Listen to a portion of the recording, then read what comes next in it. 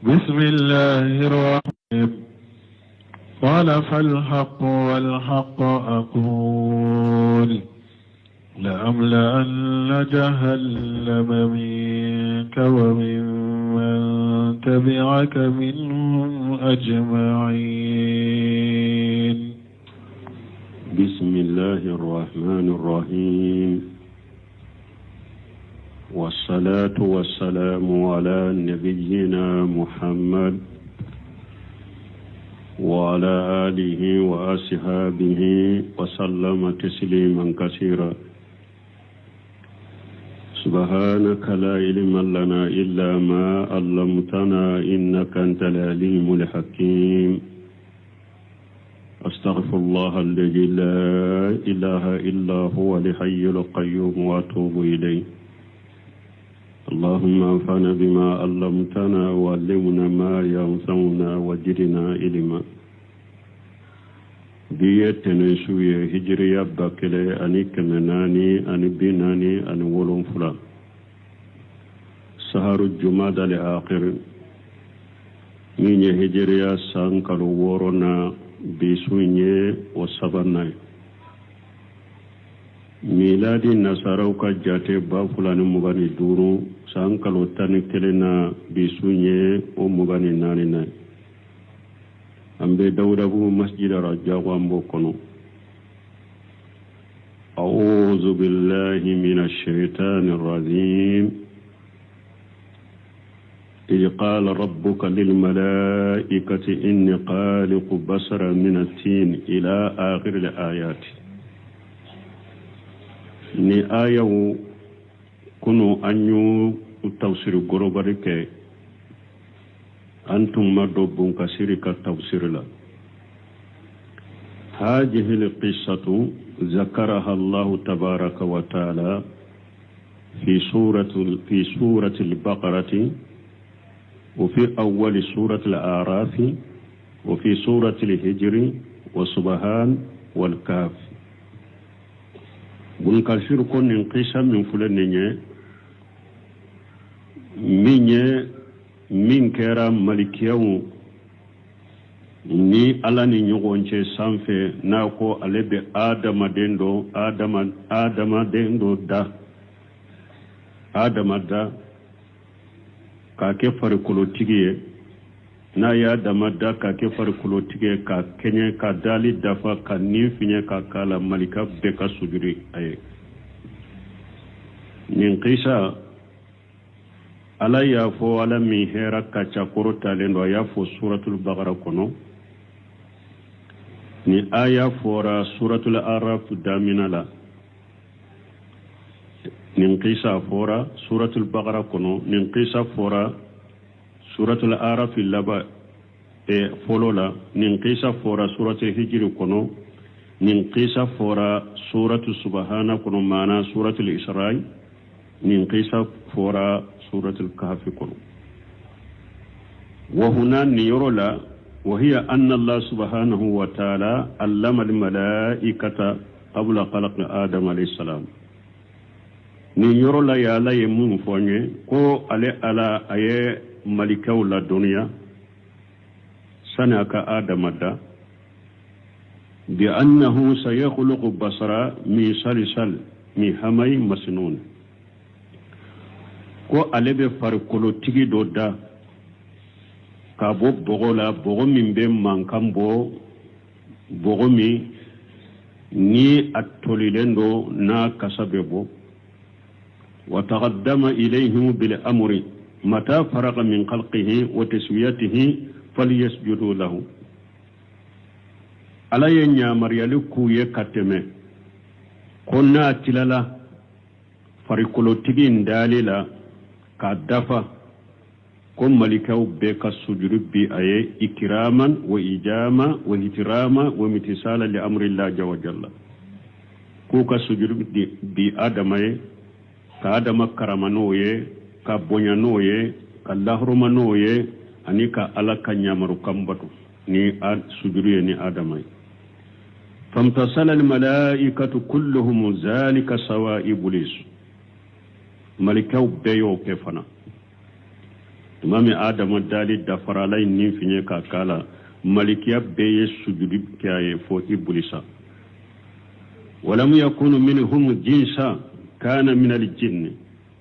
malikiya min ye iblisa tunte malikiyaw la kabila la malikiya tunte iblisa ye jinna de faqanahu tabahu wa jibillatuhu ahwaju ma kana ilayhi min ye aka dancogo ani adarani minka adara ka bo min nana ka dancogo o ya janfa wakati la wakati min ni a hatagilen tun bɛ dancogo ɲuman na ani da yɔrɔ ɲuman a da yɔrɔ na dancogo ya janfa yɔrɔ la yɔrɔ min ni a hatagilen tun bɛ ala bato la yɔrɔ min fastankafa an sujudi li adama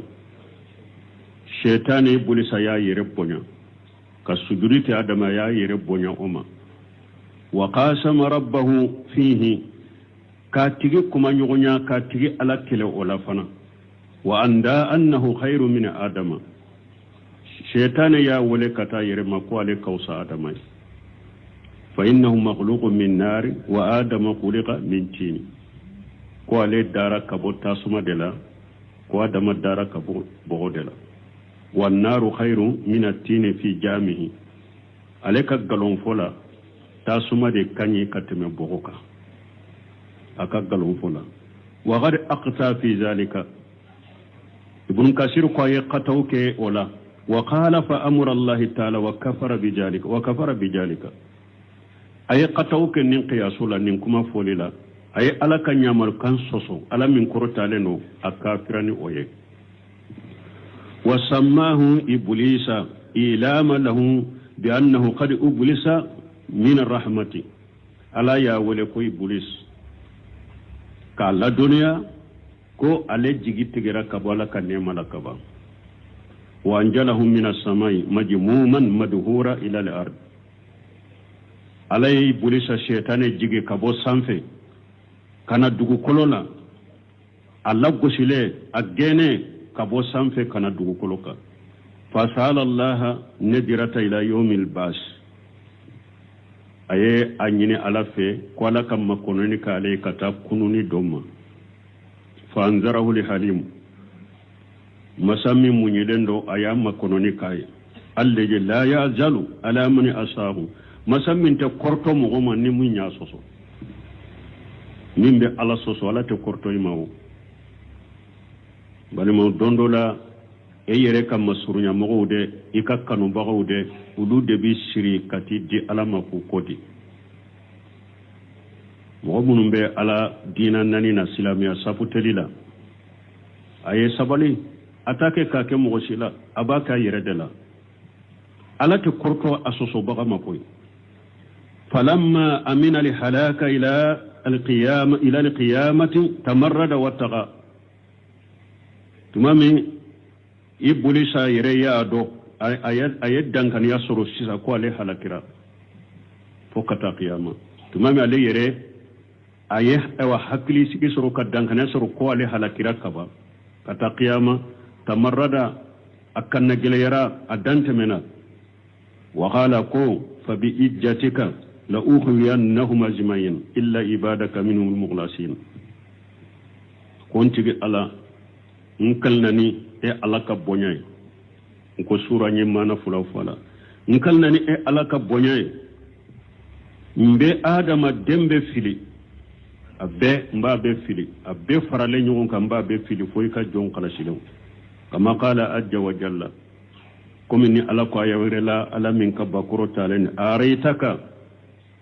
ako shaytani ati akon kibariya hajal leji karramuta alayya araitaka shaytani ko ntigi ala nkibariya iya yawa hajal leji akaramuta alayya mi ya bonya neka minya adamai ye adama min bonyanneka laina aqaritani niye makononi ke ne shaytane ila yawmil qiyamati kata qiyama do la ahtani kanna durriyatahu illa qalilan baka dembe fili fomo fitinu nkibariya ifuleka adama min bonyanneka ka karamanneka ka kortanneka niye makononi ke ne kata qiyama mba adembe ajuruya be mba be fili fo mo fitinu o be surati al-isra kunu haulai hum al-mustashinuna fi al-ayati al-ukhra nim mo fitinu munu fulani nyede alaye ulude ewa bo shaytane ka fili ewa mo fili tawla aya werula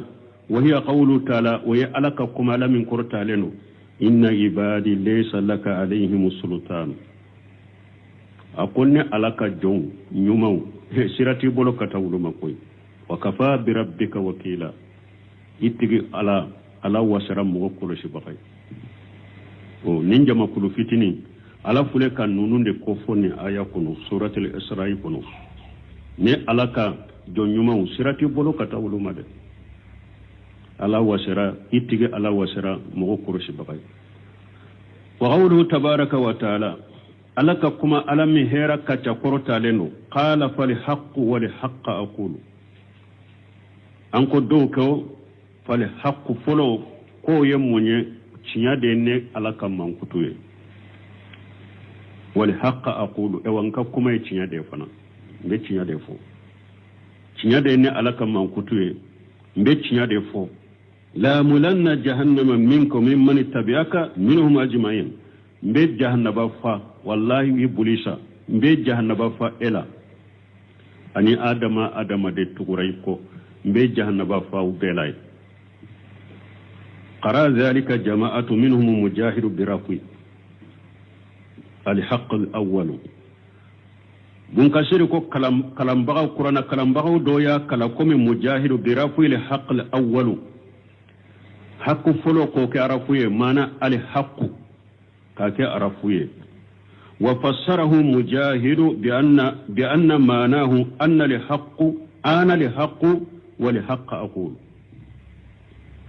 دوية حق فلنك أعرفه يكون مجاهد قال فلحق ولحق أقول ومجاهد كو أقول بكم أنا لحق ne ala de tinyai wali haqqa aqulu mbetinya de fofana mujahidu ya apote haqqu folo ka rafuye ne ala de tinyai mbetinya de fo o fi riwayati anhu al haqqu minni anana riwayat dola kabo mujahidu bolo haqqu folo ayo ke munye al haqqu minni tinya be bonne ala de fe wa aqulu li haqqa mbetinya de fofana tinya be bonne ala de fe ewa mbe tinya de fofana qultu wa hadhihi al-ayatu ka qawli ta'ala bun kasir kunni aya be komi alaka kuma la min qurtalin walakin haqqal qawlu minni la mulanna jahannama min al-jinnati wan nasi ajma'in ala kullu la waqo abe komi sisa qala fal haqqu wala haqqa aqulu bun kasir yamana fula kabo mujahidu bulu mana folo ye munye ne ala de tinya mbe tinya de fo mana fula na munye tinya be bonne ala de fe mbe tinya de fo me anko abdurrahman sadi ode ko fali haqqu wasfi wali haqqu qawli ala ya fote tinya de ne ala ka mankutu ye tinya de ne ala ka kuma o la mulanna jahannama ni ala ko ayayin kono ko alebe jahannaba fa ibulisa ana tugu baga bema bun kasiri ko nimbe ko mini ala ko aya wore kono walakin haqqal qawlu minni ala ko kuma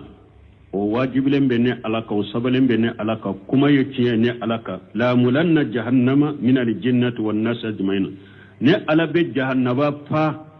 jinnaw ni hadama dum farale nyon kan ne be jahannaba fa uludira akon nimbe ko me ka qawli azza wa jalla qala ijhab faman tabi'aka minhum fa inna jahannama jazaa'ukum jazaa'an mawfura ala ko shaytani mata ekata faman tabi'aka minhum ekata min mugo tuguri ko adama dawna fa inna jahannama jajaa'ukum jajaa'an mawfura jahannaba de ya ka sarai sarami na bedda fakati awma wala la nyini shaytane yamma kononi nyini ala fa ala yamma kononi kay fokata qiyama wulili surunyali bo shaytane fana ko mbika jombe fili foika jon kala silew awa ala ya foye fana ni mo fana tugura e shaytane de ko ne ala fana be jahannaba fa ubela قل ما أسألكم عليه من أجر وما أنا من المتكلفين إن هو إلا ذكر للعالمين ولتعلمن دواءه بعد حين قل ما أسألكم عليه من أجر تمامي cidanya ka cidanya lashe mushrikuma uka ala kelempe bato foi kana fara alaka ala ko aka fuye cidanya milla selim pana fule ninye ne ma ke kasaranya na ufede la selim min fule ninye nimba ke ka ke awuye ni ala yen nyamra nye la selim min ke masaranya na ufede kul ma murafuye ma ashalukum alayhi min ajri nin ciidañan ni laseli min fule ni ñe ma sara ñini aw fe ciide ma jiya sara de ñini mais laxara sara ciiden jigi boola sikkatola walali kela ñumaw dusu kala silew wute jiya sara de ñini mais laxara sara kote de ciiden jigi be laxara sara la a kam be jiya sara de mo ñine aw fe ñimbe tawa ciiden be kera o cogo de la ante saraw ñena wu fe an ka sarabe ala de ka mana lagara sara an bode ñini mais jiya sara anto ñene aw fe ninde koso ala a kera la ka hikma kono ciiden ka ciete ta nabi ñuma site ciiden site ni ciye be tay ko fe hari ni en na folo min to ba sadaqati fantawde la ala yo ke muna parce que ni ciye taran na ñuma ko fe mogo ba fode kunana ka mogo de kanna folo fara nyogon ka dro ka to ka demba yaw bolo wala to ciden ko la nuras ma tarakina sadaqatu ciden kan nabi nyumon an ciden ciete ta an ko fede ni anyen na folo min to abeke sadaqati de pour mogo kana fo ko ciidew nana ka mogo kan na folu de fara ɲɔgɔn ka kata ka to ka denbayaw bolo o de y'a to ma sara ɲini mɔgɔ fɛ hari n'u ye min to kɔfɛ u ka denbaya ni ka mɔgɔ balimasuru ta taw kɔfɛ a bɛ kɛ sadakati de rafidaw taara ni yɛlɛma la nurasu ma tarakina sadaqatu bitanwini dammi sadaqatun bitanwini dammi ante ciete tan kɔfɛ de nanyen na fulo min to an ko fi abeke sarakati de amma qawlu rafida bunu seminu kum min rafida wa yemin fo sadaqatan bitanwini nasabi ulu tarak ayan ke munye qul la nura ma tarakina sadaqata hadisa rafida tara hadisa nyele makka ke munye qul la nurasu ma tarakina sadaqatan bitanwini bin nasabi ka ten nasaba tanwini o korbe ke munye bunu semin ko korbe ko munye akum min fulenye la nurasu ma tarakina sadaqata fa haja tahrifu lafji wa manawi arrafida fuleka kuma ko cogo yele maka amana de yele manne ni ya kala ni cogo da diro lafuju yele mana kuma fo cogo yele mana mana yele mana rafidaw bolo siya kalte mun ya rafidaw ye nube abubakar nunun nani ku kafiriya ku banna ka ciren ka tiye tila ko fatumata ya ka ciye nyini ufe ko abubakar maso ulube ninke munye ni yake nasaba kore munye mana la nurasu ma tarakina sarata mana an cide nanye e wanna fulum min to ko ye saragate o te don ka ciyela na korte ko ceta ta ko fe ni an nabi ɲuman ye nafolo min tan kɔfɛ k'o ye sarakati ye o tɛ don tiɲɛ la i ye nin ye lafudu yɛlɛmana mana yɛlɛmana yala n'a kɛra n'an ye nafolo min kɛrɛkɛra k'a fɔ nin ye sarakati de o tɛ don an ka tiɲɛ la o ye nabi ɲuman dɔrɔn ya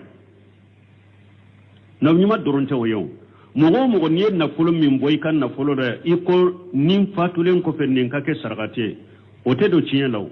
fo n'a tɛmɛna surusu kan o de y'a to mun na ala ko kuranna kɔnɔ min ba'di wasiyatin yusina biha aw dayn ala ko tiɲɛ bɛ ta de tiɲɛ bɛ tila de wasiya kanw bɔlen kɔfɛ nafolo la ou bien juruw bɔlen kɔfɛ nafolo la de tiɲɛ bɛ tila donc k'a fɔ ni mɔgɔ min n'i ye wasiya kɛ k'a fɔ min ka kɛ sarakati ye o tɛ don i ka tiɲɛ la o tɛ na ɲuman dɔrɔn ye o ye bɛɛ de ye donc u filɛ ka min kɛ nin ye taharifu de taharifu lafji wa manawi u filɛ ka kolo fɔ cogo de yɛlɛma ka mana yɛlɛma o tɛ tiɲɛ ye la nurasu ma tarakina sadaqatu bi tanwini dammi kolo ye nin de o mana kɔrɔ ye mun ye anw nabi ɲuman tiɲɛ tɛ ta anw kɔfɛ n'an ye nafolo to an kɔfɛ a bɛɛ sadaqati wala ala ka hikima filɛ ni nabi ɲuman y'u ka dawa kɛ ala kama tiɲɛ t'u la yɛrɛ tiɲɛ t'u la abubakari ye min fɔ abubakari ye tun bɛ tiɲɛ kan ciden ka harisa de ye o ye tiɲɛ t'a la u bɛ mun fɔ ko abubakari banna ka fatumata tiɲɛ d'a ma n'a y'a sɔrɔ tiɲɛ bɛ ta ciden kɔfɛ ko abubakari denmuso sen b'a la an baisatu tɛ ciden ka furumuso ya an baisatu bɛ ciden ka tiɲɛ tabagaw la et puis ni tiɲɛ tun bɛ ta ciden kɔfɛ abbasu de ye ciden ka asibu ye abbasu a fanincini a binanke o de ye ciden ka asibu ye fatumata nunu an baisatu furumuso olu b'u ni yɔrɔ de ta ni to min tora a tɛ abbasu ni mɔgɔ cɛ o de tun ye asibu yɛrɛ o donc mɔgɔw ka nunu faamu cidenw ma ci ka mɔgɔ si ka nafolo min na awa u ye nafolo min to o kɔfɛ a tɛ don tiɲɛ la kelen a filanan bunamisɛnninw kɔ nin yɔrɔ la ni ciden ko ale tɛ sara min na mɔgɔ la cidenya laseli la silamɛya dawa laseli ale tɛ sara min na mɔgɔ la yala nin kɛra ni ciden da yawa ou bien a mantɔnw fana sen bɛ nin na an fana mɔgɔ o mɔgɔ bɛ silamɛya dawa sariya de lase i kana sara ɲini a ko mantɔnw ta ntɔw ta faranfasiya b'a la a ko ni mɔgɔ min ni dawa wajibira mɔgɔ min kan e bɛ yɔrɔ min dawa wajibira e kan dawa kɛra e ka fardo ayini de a tɛ daga i ka sara min na e b'a lase de a tɛ daga i ka sara min na mais n'a y'a sɔrɔ e bɛ yɔrɔ min dawa ma kɛ wajibi ye e kan fardun kifaya de don e kan donc ni ko ewa i bɛ sara min na pour a k'i dɛmɛ i ka dawa la baasi tɛ e kan o la ni dawa ma kɛ fardu ayini wajibi i kan ni ko i bɛ sara min na a dagari ye baasi tɛ k'a la a ko kuranna kalali bɛ o cogo la n'a y'a sɔrɔ e bɛ yɔrɔ min a wajibira e ka mɔgɔ si tɛ min bɛ mɔgɔw lakara kuranna la fo e de wajibi de ka mɔgɔw lakara kuranna la ka mɔgɔw lakara kuranna la o yɔrɔ la kɛra e ka wajibi e ka kuranna lakala i tɛ sara min na mɔgɔ la de parce que e t'a wajibira i ka de e tɛ sara min na mɔgɔ la mais n'a y'a sɔrɔ kuranna ka mɔgɔw lakala kuranna la a ma kɛ e ka wajibi ye yɔrɔ min a dagara i ka sara min na a ko b'o de la kɛ mun ye inna haqqa ma aqjitum alayhi ajra kitabullah akan ka fi sara min minna o ye ala ka kitabu ye wala ni yɔrɔ kelen ka faamu dawa kɛla tɔw ni dawa wajibira e ka yɔrɔ min foyi de ka dawa kɛ wajibi foyi ka dawa kɛ de a tɛ daga i ka sara min na mɔgɔ la i b'i ka dawa kɛ de ala kama fo ni mɔgɔ min yɛrɛ min ta ka d'i ma bon n'a y'a sɔrɔ e bɛ yɔrɔ la dawa ma kɛ e ka wajibi ye fardun kifaya de don mais i ko pour fana k'i yɛrɛ di dawa ma k'i bolo dɔ bɔ baaraw la n ka sara de n ka se ka dawa kɛ baasi t'i la ka mɔgɔw lakara kuranna la n'a wajibiri ka yɔrɔ min mɔgɔw lakala tɛ daga i ka sara min na mais n'a y'a sɔrɔ a ma kɛ wajibi ka fardun kifaya don a dagara i ka sara min na i ka mɔgɔ lakala ma وما أنا من المتكلفين أو نت ير جاكوا بعاني ير فرشبا كم بلا فينا من دوني تيمبلو كفيم فو على من بلا فيم من فولي لا نت ويده وده كين ير كربا كفين دو فو من دوني تيمبلو نت ويده in huwa illa dhikru lil alamin nin qur'anate foye fo hakli jigi dan fenwunye wala ta'lamunna nabahu ba'da hin nin qur'ana be kibariya munu fawye abena ki qur'ana ka kibariya labando wakati kofe nando nabun kasir ka tafsira ko yaqulu ta'ala qul ya muhammadu li haula al mushrikina ala ko wala min korta lendo ko muhammadu afoni mushriku ye ma ashalukum ala haja al balaqi wa haja nusuhi ajran tutunihi min ardi al hayati dunya afuye nebe la selimin kulene nye mbake kala selimin ke awla mbake ka konnan jamin ke awyete masara nyina upe sara min na ba dinema ni jianna fulula jianna faula arda li hayati dunya an kun neman nema be jian kuna be arda kure munye fencune neman nema be jian kono a tunna da tunte a tunnar ikaden anana de epi ateto abe wuli ni e mataka to alena takito wodi ato ala ko jian kan nema ma arda nema jian fenyina au fere kwa ko dime nema de chide nyal la selila de konnen jian min kawe ma jian fenyina au fe kwa ko dinema de وما أنا من المتكلفين أي وما أريد على ما أرسلني الله تعالى به ولا أبتغي زيادة عليه على ينشين مني ما فيني أو فيني أو تشيدني لا سليني أو أنت لا يني كفين فرقة فنا أنت فين فرقة متكلف يودي سلام يني أو في nte min kirani min yefana ntala nyini ka fen faraka bal ma umirtu bihi adaituhu la ajidu alayhi wala anqusu minhu nyamarani min yembode di awma nte fen faraka nte fen wala wa inma abtaghi bi jalika wajha Allah ajja wa jalla wa dara al akhirata ewa nte sarani na fofana mbake kam min nyini ala jati nde ala de nye ala nye da nyini naye anillah rasul nte fen faraka nte fen wala ewa nte fen nyina fer afseli la fana de mbake ala de kama ani laghra anni masruqi qala atayna abdullah ibn mas'ud radiyallahu anhu kamira bo masruq ma ko abdullah ibn mas'ud nana uluma laka je ka bo ma qala ya ayyuha an-nas ako hada madum man alima shay'a falyaqulu bihi wa man lam ya'lam falyaqulu Allahu a'lam Abdullah ibn Mas'ud ko jamama ako mugo min ni be min do ofo ibe min do inyin karala ube ibe min do imanyin kawo ofo mugo ye وما لم يعلم فليقول الله أعلم أو يتمين دو أفوكو على دبادو فإن من العلم أبد دوني لا دوني ددو أن يقول رجل لما لا يعلم الله أعلم مو يتمين دو يكافو الله أعلم ويدوني دده يتمين دو يكافو الله أعلم ويدوني دده فإن الله عز وجل قال لنبيكم على مسمى كبا قرطة لندو أقوى كان نبي ماما قل ما أشألكم عليه من أجر وما أنا من المتكلفين مصر نينا أوفي أو نتي يرجع وبغاية كفيم فوق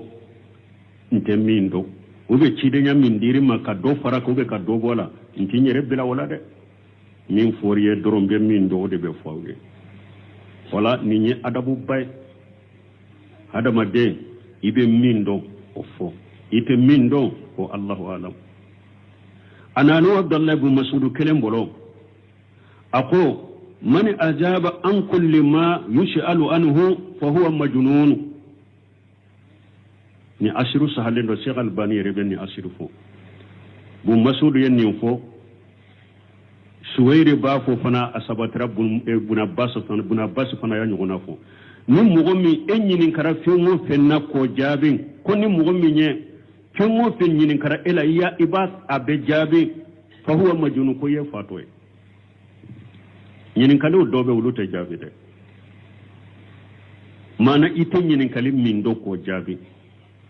a ube nyini kala min bena ni fitna ube bena ni balawun ube nyini kala min nyere ni ya jabi atigima jabu manya atigima ko jabi o ye fatoy ya de akoni mugo min ni ye nyini kara fengo fenna mugo nyini kara fengo fe ba be jabi fa huwa majnun wa qala shabi ko tabina de ni rahimahullah ako la adri nisful ilm la adri nisful ilm shabi ko ni te min do ka fonten ndo ko doni tilancere do ko doni tilancere la adri nisful ilm ko doni tilancere do ko mun nyake doni tilancere la adri parce que doni hada made ko fulade do mben ndo ntenindo mbennindo ko fulade do wodi ato laadire nesiful ilm doni tilancede do dato bumbazi ba fo akakka seti surman dola akola khadadatan ala jahila yushalu akokum masulite jahili kayite min do ka o nyine ko te kum masulite o te majige o te kum masulite ite min do ko nyine ko te kum masulite akokum masulite fana doni ke baga ite min do ikafo la adri ube ka tawaqufu ke ite min do ikadjo ikana jabi la khadana tala ali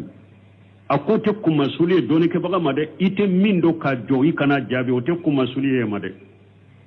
akobal nanyen nunye mo min na nate min do atafo o ba tigi ka alanya siranya de yiranna na ka yire polosi ite min do ako doni ke baga inyini karamin na ni ba do kana cinya dogo ofo me ite min do ikafu Allahu alam wa ikafu la adri ako te kum masulini majigi de bali obe ottigi kala nya siranya na kayira korosi da yiranna ako epi kum masuli fanata yire majigi fanate ni inyini karamin na ita do ikafu ayem makuno ni kenye ayem makuno mbeta delela unyinin ninna mbeta doni ke baga ka kuma unyinin ninna ako la khadadata ako nim fanate majige koy ite mindo ko aye makono mbeta delela unyinin nin delela ulajenina mbeta doni ke baga ka kuma ulajenina ako ite mindo ta onyanyini ima mindo ire pew ikafu la adri ako dia to doni ke baga ko man taraka la adri ushiba maqatilahu akoni mugo minye la adri toye ika faka fembi soro nye la adri toye ika faka fe obi soro bumbaji debe nunu beko kasete surman do kono ale bumbaji yere usemi ba fo dondol ale de ye mufti le am mamlakatan arabia saudia mufti batu nye ale de misri sodo ye papier don sabe kana ka masala don nati bumbaji ma koni masaila amma ko bennin kire la sisa ika anyefo ka jabi ciden nakana bumbaji ku kan masailan kala akalla min uye masailan kala ako doni tenne boloni na aye abdullah qudoyani ayo wole ako abdullah qudoyani ma ko yala ni masailan na sisa ko aka jabi kana doni bi boloni na ko doni tenne boloni na akwai Sheikh Salih Fawzani wale Sheikh Salih Fawzani nana bo bumbaji ko ni masaila nana sa ko ma ko ba jabula doni be boloni na Fawzani ko doni te ne boloni na bumbaji ko ako cire mata ku kuma kono kalokele mbenni sege mbaba sumba kurosi ko ni umma ko telemande akwa hente sega hente min don te sega jago ku kuma kono kalokele anka sege de balma anka sira alanya de anka sira alanya nin doni kunna nin kitabu kunna nin doni fo anka mo nyuma nunu tarigon anku ka tarigo kala anku ka adabu kala anku ka kecego kala u kera cogo min dina kono anka ulude korosa anka nominade ntennin do malo yakana hada madendo lo tan malo koni sami koni kuma suri ko yede o bi ka alanya sirani ka yire korosi de ngira ni aya to e folo mbeta ni sege o tay malo ya koni sami ya koni yere majugi ko yoy o bi ka alanya sirani ka yire korosi de yira hen ko donda do ko laadiri ko e de ba fontado ako malikaw malo ya minna ne de malo ya malikaw ma fo la ilima la ne la ma la mutana malikaw mamalo ya min foli ne de be mariyo foli la imamuna maliki masaila bin nani nyinin karala ayen nani de jabi be sabanu wora ko ladri nyinin kali bin nani atigi bora fo yoro jande fana akanya me ka kana madina kana maliki nyinin kali bin nani maliki en nani de jabi bi sabanu wora kontado ako tete maliki o de te maliki ko ako ne ka bonni yoro ja nyinin kali bin nani shera kan nani de jabi bi sabanu wora ko itado ako o yi kaba ko boy kata fo ko maliki ko atado masaila do be sisa ambe sigi ko jabi nu otumbe umaru tilela be muhajirun la ansari be de paranyonga nu nana amma durambanda bu akoro ka fonta do bolo e ja doni te nimbula ko atenindo o be ja doni te nimbula ko betani sege sege i ka fagali fembi faay ibumba yu bode fo man taraka ladri ushiba magatilahu bal mawla kanke ala nya sernya bagawi ala kanke yire kolosi bagawi ala kanke yire majigi bagawi yire ponya de be hadama dem bila nim bela ki bila place dai ka place te minye ki bila fion foli la min doni te bolo fuite hadama dem bila la yire korota nyini ni yire ponya te wala anka yire majigi ala ka ci de yire de fulani nye ako aleta yire bila fion foli la min doni ta bolo ci de nyam min dira lema ata yire karabade ka do faraka ube ka do wala atoke awa ibu masudu ya kasiruna ni be min do kom o fo ite min do ko Allahu alam ube ka fola adri ni yanka sheikhun nunum bella je wu ka kaseti do fara yonka sheikh ibn bazi sheikh albani sheikh salih fawzani ewa sheikh ibn usaymini ha ubu fara yonka kaseti kelen kono nu e bumbaji nin ka fendo la adri nu e albani nin ka fendo wallahi la alam nu e ibn usaymini nin ka la adri nu e sheikh salih fawzani la adri ka fara yonka kaseti kelen kono ni mbeye munye ni kalande umbake uba ke de puro anka nunun kala de amfana ka ke yere majigi bagay ni shego ba nunun be ladri sabatira bolo awa ni sigira min ka ewa muhadara kono min ka majlis kono ni afoli ka tilama kateme fembe ka abdul musin abad ni re sigile o ko ni ka halagala wa nyin ka ba nyin ka fendo la droba fo ladri aba fo ladri wala ode ya to ko ni kala na karamo nyuma wala da kashigu koro karamo nyuma ka kalante ka kalandoro diuma ulu ka kalan ka shigu ulu koro na fami mbola yere majigi yere koroshi aranya siranya ulu sigi koro be ode dimo ma mo min sigira nun karamo nun koro ka kala u koro ube bake ku ka kitabu mutaba ku ka kasetu mutaba ani mo min bake ka ewa kalanta yere ma internet no kitabu la be komisar ni dugu parce que chama tesu diri ni yere bonya ni yere korota de bola mais ni be karamo nunun de koro ube be ka kitabu muraja ku ka balo nyana ma ya chogolla ewa ka muraja ebe hakili mi soro ebe majigi mi soro ebe yere korosi mi soro ebe alanya seranya mi soro ha ani mo munun ba ke ka kalanta nu yere ka giri kata dro atekelenya wa qawlu ta'ala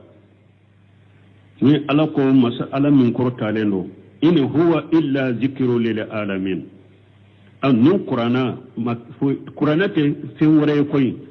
qur'ana yerere hakili jigi dan fe wunye yani alquran zikru li jami'il mukallafina min al ins wal jinn qur'ana hakili jigi de ala ye islamiya bara bila mugo ka hakili mamununi baligu ka jinani hadama de qur'ana hakili jigi ulude وهذه الآية كقوله تعالى ni aya be kome alaka kuma masamin korotaleno no unzirakum bihi wa man balaga qur'ana wa hawra nemade turun kaw baga naye anini qur'ana shera mo anake baga li e fanama donc ni fana be kome o chogode ni qur'ana e hakri jigini baga li bedema be jinanu hadama dembe mukallafin qawluhu وكقول ومن يكفر به من الأحزاب فالنار موعده من بكم آية وري ni alako kafiri jama munun kafirani qur'anai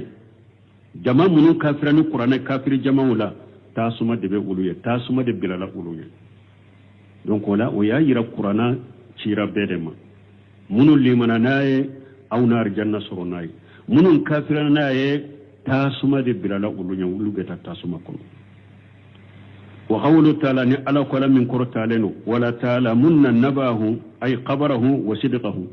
abina qur'ana ka kibariana ka ciyatiya abuno do bada hin ay an qaribi soni atemme qur'ana ka kibariyan ana ka ciyatiya abino do qala qatadatu ko ni soni ye jumay ni bada hin ye jumay bada ni mauti ikasa yakofe qur'ana be fengo fenfo ni mugo madala ube mugo shikalembala ni sara dongodo qur'ana be fengo fe abe kibariya fo iba be ciyatiya iba be do ado wa qala ikrimatu yani yawm al-qiyamah ikrimata ko abena qur'ana ka kibariya do ko bada hini ko qiyama yawm al-qiyamah do wala munafata baina qawlayn ibn kasir qawlayn ibn kasir ko kuma fula utenyo ko ngoli kuma fula tenyo ko ngel fa inna man mata faqad daghala fi hukm al-qiyamati parce que mu'min ne sara kaba la gara ka kiro e donno kono kaba ne sara e donna la gara ka kiro kono kaba wa qala qatada fi qawlihi ta'ala wala ta'lamunna nabahu ba'da hini qala li hasan ko ya ibn adama inda al-maut yatika al-khabaru al-yaqin ya hasan al-basri ko hada madde ako saya waqti kibariyat dankani alembe na ima saya waqti kibariyat dankale mena fi mu fin tumbe fu hada madenya ala kola qur'ana kola lagara kola nima dala ninjiya ko ruba sikatumbe ni saya nani ma dongodo abetnya bena ima men odo ateseki na fara iteseka isa sage ko de ato saya bato bebe sagele nyini mugomo buna bas ko mugomo ne saya nana mugomo mai ben nimisa saya bato be sa to bebe nimisa mi man nyumanke ebe nimisa hari alaka ne sagi kata jiyaman kata nyumanke mi fana nyumanke ni ka sarai rere ben nimisa munna ma do faraninka me kan nimisa munna ma chaya o fana kausa munna ma kede يا أيها الذين آمنوا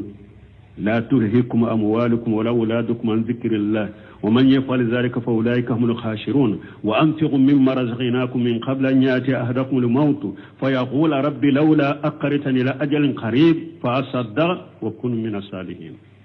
ولن يؤخر الله النفس إذا جاء أجلها والله خبير بما تعملون ونباس يافونني آياتي أقوم مؤمنون aduna kan nafolo kana usukula kabo ala ko mani ala ko suma ni mo yoke i perdira de e wala ya garjage nafolo mununa ayu do nafakati sani saya kana dola krema ni ba fontigi ala kana nen nimmina makkono doni makkono ni kenye doni nka saragati bo nka ke mo nyumai ala ba fuyi ay ne ala te makkono ni ken ni siye ni kalla jali nana makonuti ye ni la jali kono nana makonuti ke mosiye ni tato de donc hada made be isa ya to tibariya dankane lembe na ima na ya soro ima ke iba nyine ala pe ko ala ki sagi kana ja kam makono ke ka ke nyuman ke la ka ke sarakati bola ka ke mo nyumai o te soro na ya soro ye nyuman fana ke ni ka sara irelela ibaku nin tunya do ne tumba chaya ka temenenka mbe ala deli ala ka anyana mo ya chogonye jian kono saya wakati ala kana annimisa saya wakati kombe sage kana jian ka nyumanke ka ke mo nyumai an kan nimisa de ala ye ni sara baminyira nela ye nim baraji baminyira nela nin tunya don tumbe do faraka mbe ala kallabanye yawmal qiyamah do ala kan fara nyogon ka jannati firdausi kono سبحانك اللهم ربنا بحمدك أشهد أن لا إله إلا أنت أستغفرك وأتوب إليك. سورة الصاد آية بشكلناني. أعوذ بالله من الشيطان الرجيم. بسم الله الرحمن الرحيم. قال فالحق والحق أقول لأملأن جهنم منك ومن من